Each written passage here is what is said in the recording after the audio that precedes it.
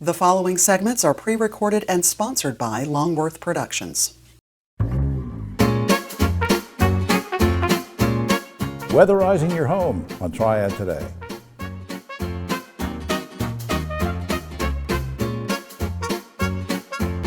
Hello everyone, I'm Jim Longworth and welcome to another episode of Triad Today, coming to you once again from the Senior Botanical Garden in Kernersville. We'll tell you more about them later on, and later on is when the roundtable shows up and we'll get into all sorts of controversies with them, so stay tuned for that. So a lot to cover, some great guests, important information coming your way over the half hour. Where we want to start though is I feel like I want to pay tribute to this gang. I mean, the work they do, mainly behind the scenes, to help so many people, all of us throughout the region in the programs they offer. And I want to talk with them about some of that today. My good friend Matthew Doles is with us on the right. He's Executive Director of Piedmont Triad Regional Council. He brought two special guests with him. Nakia Beal is Administrative Coordinator for Community Development. Drew Corbett, Supervisor of Community Development. Good to see y'all. Thank you, Jim. Matthew, let me start with you quickly, and then we'll just sort of focus on these two young people here. Just remind people what the mission of PTRC is.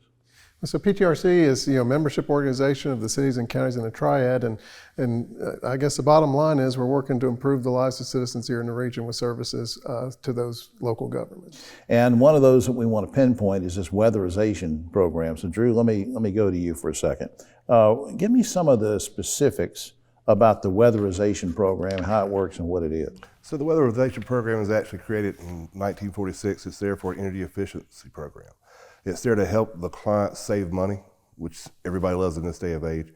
We do that by installing simple measures such as insulation, air sealing. We look at HVAC units to make sure they're functioning correctly. The byproduct of that is that it actually helps us to make the house more comfortable and more safer for the client to live in. Now, what do you mean? We didn't rehearse this or anything. What do you mean when you're checking these things and windows and all this stuff? Do you send somebody in? Do you recommend somebody go in? Do you have a team of people? How does that work? So what we have is a group of inspectors that we send out. They're BPI certified, Energy's professional inspectors. They go in, they do blower doors, they do all types of calculations. We look at the square footage of the home, the overall condition of the home. We bring all that information back and we actually run a computer software program, and that tells us what we can do to best serve that client's home. And then what happens if you find some things that need to be done? How does it get done at that point? At that point in time, luckily I have Ms. Nakia Beal here. She is the person who handles all of our coordinating, and we send people back out, contractors, to actually take care of the work in the house, and then we send inspectors back to final that work that's been done. Yeah, Nakia, who's eligible for this? So people are watching and say, hey, this sounds great. Now, how do I know if I can take advantage of it? All homeowners are eligible for this program. You just have to income qualify. It's based on the income and the number of people that are in the home. So there's an income level cutoff, and they'll check with you. Can they do that online? Should they call you? Because I'll put up a website in just a minute, but is it the best? What's the best way to find out if I'm eligible? You can do it online. You can call in. We have a person that answers the phone for just weatherization and can answer all questions for weatherization. Right. What are it doesn't matter who answers this, but I'm just curious, what are the long-term benefits for all of us if you're doing this weatherization program? Long-term benefits varies. Like I said, one, it makes the house healthier for the clients to live in. It cuts down on several pollutants that's in the house by us tightening it up. It also helps them with their pocketbook at the end of the month as well. It lowers their power bills. It also helps the grid that we're all susceptible to. Yeah, you're putting less stress on the Duke Energy thing there too. And Nakia, is it a difficult application thing to do? Because sometimes people get a little bit, I don't know if I want to. Is it long to fill it out? Is it difficult or what? It's not difficult at all. It's more questions about, you have to have your ID, of course, your income going backwards 12 months. Right. And then your energy going backwards 12 months. We look at whatever happened in the past is what we're more concerned about. Energy bills and stuff like that. Copy of the energy, your gas bill, just things of that nature.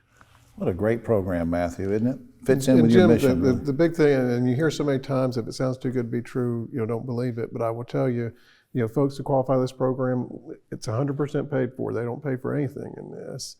And then it allows them to save money. And for folks like the elderly on fixed income, who may have a hard time making ends meet, month to month, saving on their energy bill is a big difference for them. And those little things make a difference, don't they? Well, also, real quick, just remember that we have intake specialists, so those who are worried about filling out that application, we'll do it for you. Good advice. I want to put something up on screen here. www.ptrc.org. That's the general website to check it out. Or you can call 904-0338. I really appreciate everything you all do and your team. It makes such a difference for so many people. Thanks for doing it. Thank you for Jim, having always us. great to see you. We'll be right back after this.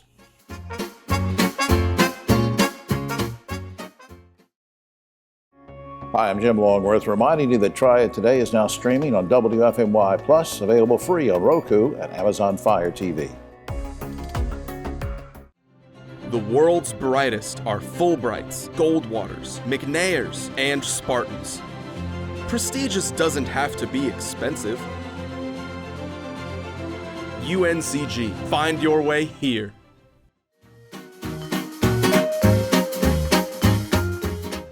Back now on Triad Today, and we have a special guest who was with us one time before, and we asked him back, and believe it or not, he came.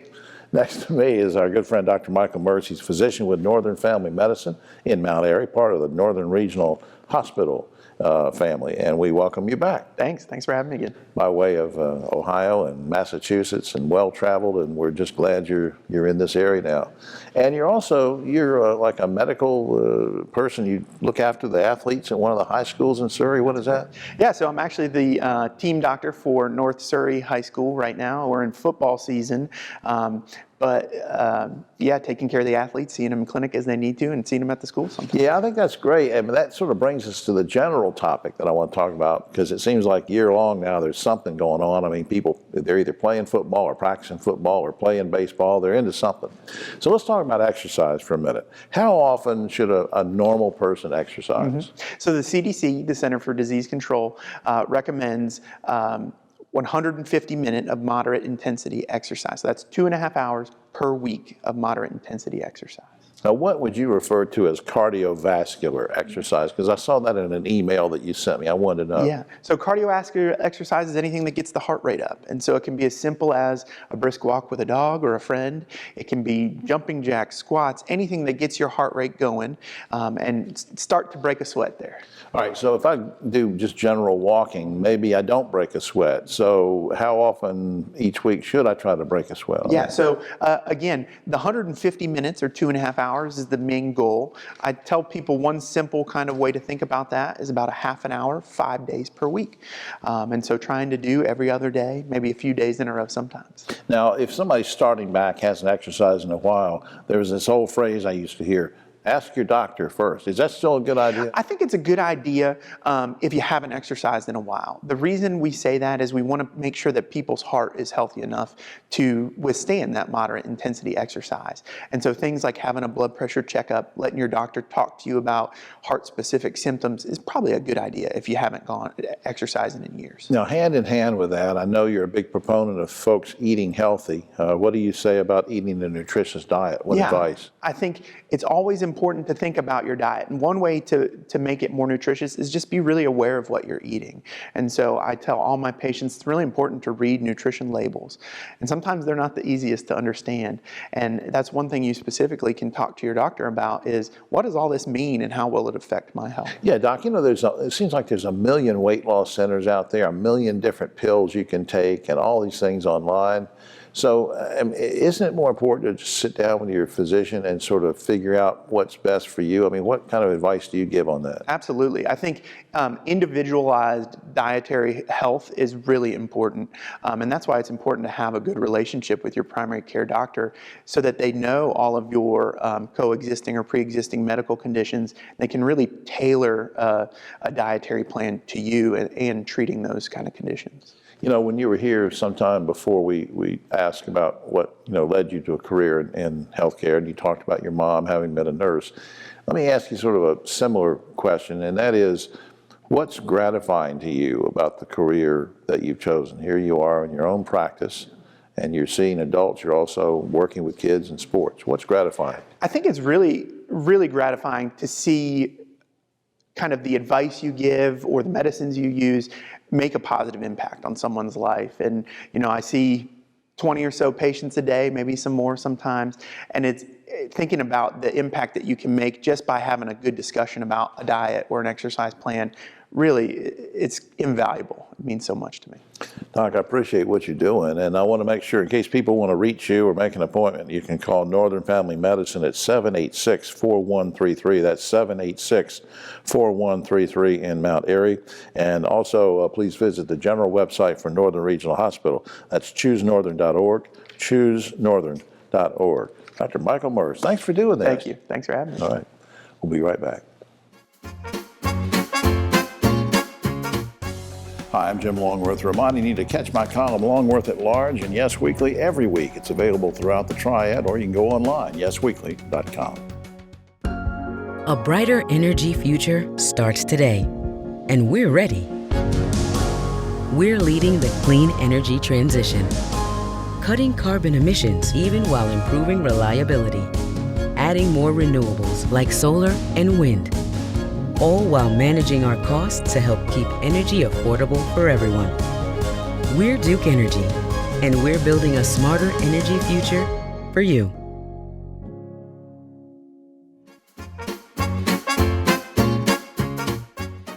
Back now on Triad Today, and always glad when I can spend a few minutes visiting with some of the folks from my alma mater, UNCG. They don't claim me though, you know that. But anyway, I have a special guest, first-time visitor to the show, Sophie Priest. She's Assistant Director of Esports Innovation at UNCG. Welcome. Thanks for coming. Thank you so much for having me. Now, things that, you know, esports, gaming, sometimes you refer to, I consider it as an old guy, oh, that's entertainment. But how does it translate to the classroom? Yeah, absolutely. So here at UNCG, we have a lot of different initiatives that put gaming and esports at the front of the classroom. First of all, I like to think of it as like two separate methods, sort of. The first of which is using games and esports as a method to teach other concepts like history or philosophy. Okay. And the other way is just teaching about gaming. So it's sort of interdisciplinary right there. Oh, you know, absolutely. Everything connects to everything else. Now, I didn't know until Kimberly sent me an email and told me, 'cause I wasn't up on this, that there are companies like Epic Games and others that are actually headquartered or located in North Carolina. Yes. Okay. So if that's the case, and it is, then what does UNCG do, if anything, to sort of coordinate and set up a pipeline for talent of people that want to go into this? What do you do? Are you coordinate with any of that? Yeah, absolutely. So we really push our students to apply for internships at these big companies because that's one of the best ways to get into the gaming industry as a game designer or any other part of that game development process. We also worked with Epic Games to put on what we call E2 weekends. It stands for Esports and Education Weekends. Okay. Is that to expose kids to the? Okay. Pretty much, yeah. So there's a tournament element to it that we call the Spartan Clash. We've done it for Rocket League and Fortnite, which are two of Epic Games' hugest games and most competitive games that they offer. We also have the Unreal Engine Accelerator experience. Unreal Engine is what a lot of games nowadays is made in.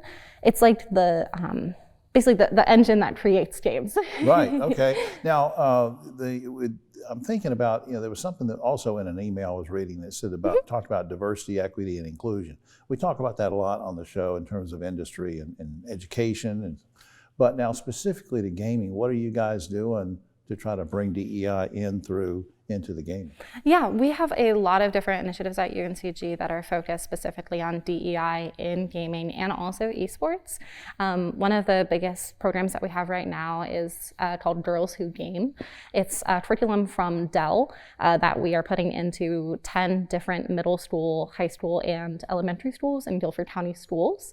And basically, they are creating clubs where girls specifically are encouraged to play games. Okay. Gaming can be My wife played games with me and, you know, forced me to marry her 30 years ago, so it's a whole different gaming thing there.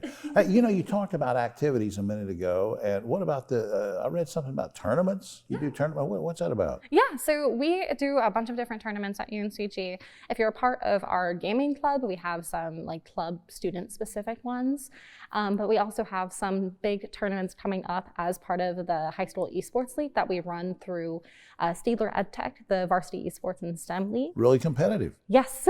That's neat. Yes. That's neat. Let me ask you a personal question. We didn't rehearse this or anything, but how old I know you're not old now because you're still young. When did you first get interested in gaming yourself? Well, I mean, were you like 3 years old in diapers or what? So my brother is like 6 years older than me, and he's been gaming since before I was born. So I think when my parents had me, probably pretty close to out of diapers, they just had me gaming. Exposed you to it. Yeah, exactly. And my dad's a gamer too. So the family was sort of sitting around and you were exposed, you had the video game. I think that's neat. Yeah. And you turned it into a career, and you're helping kids turn their careers around and be able to pursue what they want to pursue and make a living at it. Yeah. I just think that's great. And a ton of the students at our school compete in tournaments all across the country. That's great. That's great. Up on screen, esports.uncg.edu is the website, which I hope you will check out and learn about these opportunities at my alma mater. Hey, thanks for coming. I really appreciate it, Sophie. Thank you so much for having me. All right, will you come back sometime? Yeah. All right. We'll be right back after this.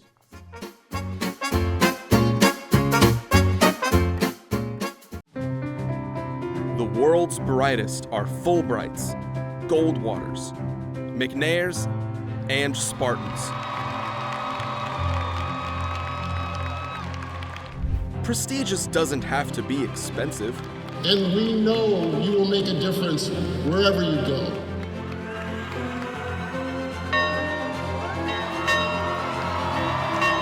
UNCG.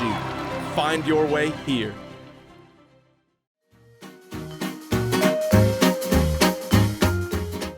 Back now on Triad Today, time to check in with my good friends from Daggett Schuler. On my right, David Daggett, and of course his pal and partner, Griff Schuler. Welcome, guys. Good to see you. Thanks, Jim. Let's talk about community service, community involvement. David, I want to start with you. You guys are known for helping people every day for various things. Sometimes they're in trouble and have injuries or whatever. You also help in other ways, like with community involvement. Tell me about your mission and both of those kinds of service. Well, the mission of our firm is to deliver care and respect to injured and disabled people. And that's what we do, whether they're hurt in an auto accident, hurt at work, or disabled. And that's kind of how our blood flows, and that transcends into the things we do in the community. It's the same mission, it's the same involvement, it just transcends into community work. And for Griff and me, one of the things that's really interesting is the community stuff. That's what keeps our heart pumping and our soul full, and we just love it. So the mission, there really isn't a separation. It's all meshed together with those dual missions of that. They complement each other. They do, helping clients, helping the community. Sure. Griff, whether it's, I want to talk about feedback for a second, whether it's something with Safe Sober or with teenagers or with parents or with teachers or going out and doing some of these community events or 5Ks or whatever, what kind of feedback do you guys typically receive over the years about supporting things? Yeah, you know, it's interesting, Jim. A lot of the things in the community that David and I and the law firm are involved in involve prevention and safety. And sometimes it's hard to kind of figure out the quote success for prevention and safety type programs. But you know, it's interesting, we have this happen with some regularity. I had a guy come up to me at a restaurant that was upper 20s and wanted to thank me. And it was really touching in a way, and he was very sincere. He had gone to a Safe Sober program about 10 years prior when he was a local high school student. Okay. And in the program, there was instructions about fastening your seatbelt, and he said, I think at some point in time, you've made a big impact and saved people's lives because I never put a seatbelt on before that program. That's just amazing. You know, David, quickly, before we lose time, it's still sort of early in 2024, resolutions and all that stuff. Very quickly, what are some things that just an individual can do? You guys are a big corporation, you have a team. Yeah. What can an individual do? Yeah, an individual can find an area where they can provide encouragement and support out in the community, whether it's young people, students, underprivileged, churches, community centers, just providing that encouragement and support in being there is a great start, and it's a huge benefit to our community. Just like if you guys do a 5K for Down syndrome or something like that, you come out and support it. Absolutely. You know, and that kind of thing.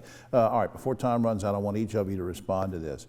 What satisfaction do you get personally from helping people and being involved in the community? I know it sounds like a corny question, we didn't rehearse it, but what satisfaction? Well, as you know, I help coach wrestling, and I had one of my wrestlers the other night say, Coach Daggett, could you give me a little pep talk with some positive words, because I'm scared. And you know, had a little talk, but my heart was just completely full that they needed somebody, I was there, and I could provide that. Absolutely. That's sort of a microcosm of what you guys do every day. Griff, what do you think? You know, I think one of the things that David and I enjoy the most in some of our programs are when we get to partner with other people in the community.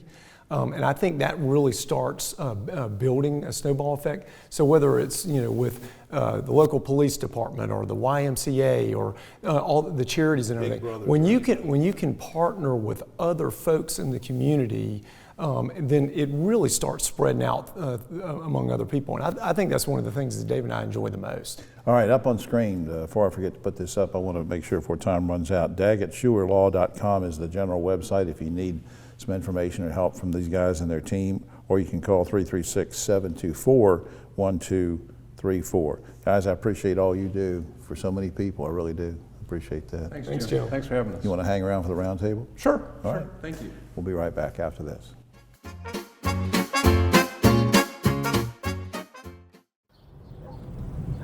You know, it's hard to believe the Safe Sober program has been going strong for over 30 years. And over 600,000 students have made the pledge to stay safe and sober on prom night. You know, Griff, it's had a huge impact on our community. Yeah, you're right, David. And now we're making sure the message continues year-round.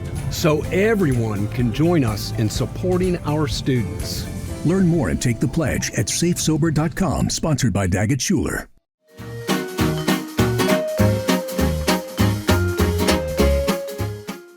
Back now on Triad Today, just about time for the roundtable, but a quick shout out to the good folks here at Senior Botanical Garden in Kernersville. Hope you'll visit the garden. They have lots of great stuff here. You can rent the facilities, and they want you to volunteer too. Speaking of volunteers, we have 3 great volunteers with us right now. On the right, but always political left, Ogie Overman. And we held over David Daggett from a previous segment from Daggett Schuler. And Bob Shackelford from the Shackelford Leadership Institute is with us. Okay, guys. Last week, the Winston-Salem-Forsyth County School Board ruled that only residents with a direct tie to the school district would be allowed to challenge books and other educational materials, which they think are objectionable. Since local school funding benefits from state and federal tax dollars, there are lobby groups all over North Carolina and the United States say that's not fair. Should people have the right, if they live outside of the county, to challenge books and other educational materials? No. It's bad enough as it is when you got local people challenging normal books that we all read. You know, it's like Nazi Germany, and what some of these people are the dictionary. Yeah. So, David, you okay with the school system's decision? Yes. What we're starting to see a lot, it's happening with law enforcement and different segments of society, is vigilante groups coming in from the outside thinking that their way should be our way. And don't even have kids in school. Don't even have Bob? kids there. I agree with both of them. Out-of-town activists have no place on a local board meeting. All right, following the recent and sad, very tragic fatal shooting of Greensboro Police Sergeant Dale Nix, we're reminded that under state law, a death benefit of $100,000 is paid to the family of any officer killed in the line of duty. An additional $100,000 is paid to the family if the officer was murdered in the line of duty. I guess a quick question is, shouldn't the amount of these death benefits be raised, and if so, by how much? Ogie. Yeah, that sounds like a lot of money, but if you're in your 30s, $100,000 isn't going to go very far. What I would love to see, I think, if Nix has kids, which I think he did, send them to college, pay for their college. David. Yeah, I don't know what the right level is. Remember, this family's also gotten resources from other avenues too.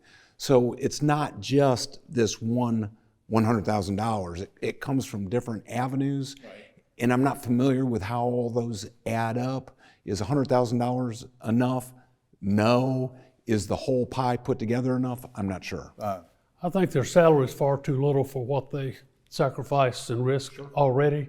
I would go to at least $250,000. I agree, Bob. Studies show that patients can benefit from being treated by nurse practitioners, which is why 35 states now allow those nurses to treat patients without being subject being under the authority of a physician. However, North Carolina legislature said no deal. We're going to keep restricting the authority of nurse practitioners. Now, would you like to see nurse practitioners in our state be able to treat patients? Ogie. Yeah, you know, Jim, I deal with NPs and PAs all the time. Right. I really do. And I don't see any difference. Right. I don't.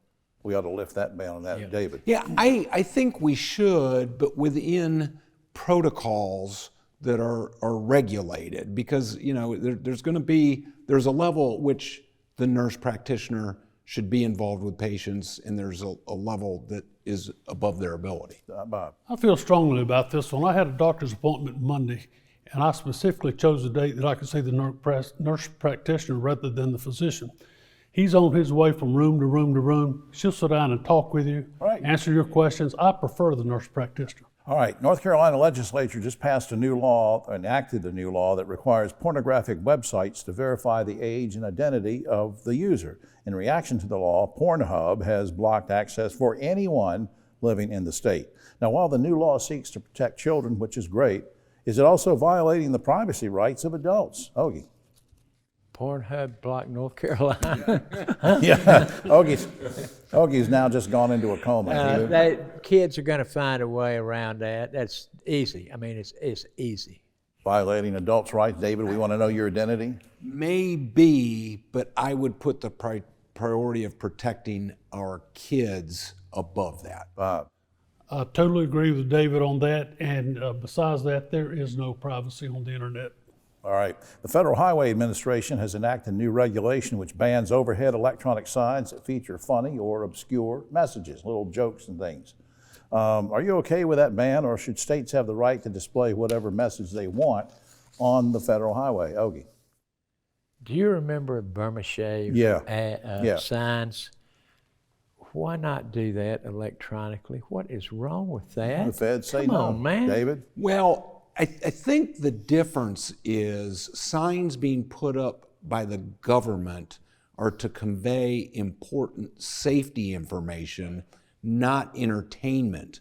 Once that becomes a distraction, I think that can be a problem. Quickly, Bob. I think people are more likely to read the cute signs, but the issue is the length and the size of it's not the message, it's trying to read things you don't, but they're not reading it anyway, they're on their cell phone. Sad. Finally, guys, a number of leading therapists say it's normal to talk to yourself. Guys, do you ever talk to yourself? And if so, what do you say, Ogie? I was thinking, I don't think I do really. I sing to myself all the time, but I don't think I talk to myself. All the time. You do? Yeah, let's go, let's go, let's go. I used to, but we got in too many fights. I stopped. Bob keeps losing fights with himself. Well, that's all the time we have. Oh, except for this. A Florida man is suing a Dunkin' Donuts store because he went in to use the bathroom and the toilet exploded while he was in there. Now, he didn't get hurt, but he's suing him for hundreds of thousands of dollars. A reporter came up to him and said, why do you want to sue him for that much money? The guy said, this is not something that should be glazed over. It's all right.